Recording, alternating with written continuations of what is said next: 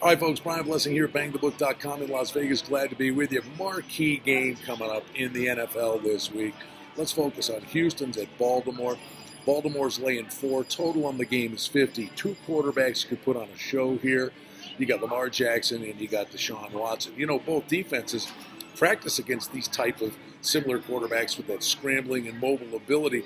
Maybe it's a lower scoring game than you might think.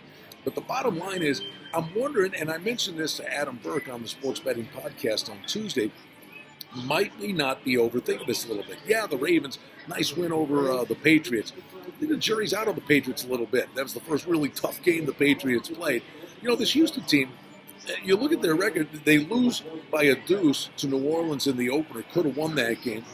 Their other loss, a low-scoring game against Carolina, who's turned out to be pretty good, and a loss at Indy, at a time when Indy was real physical and getting their act back together.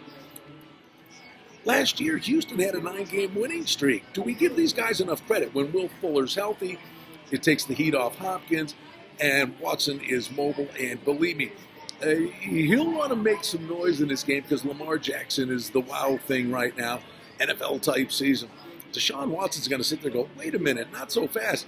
Don't forget about me. And I think sometimes maybe we're just overthinking things here. Houston, 9-game winning streak last year, 3 losses against 3 decent teams this year.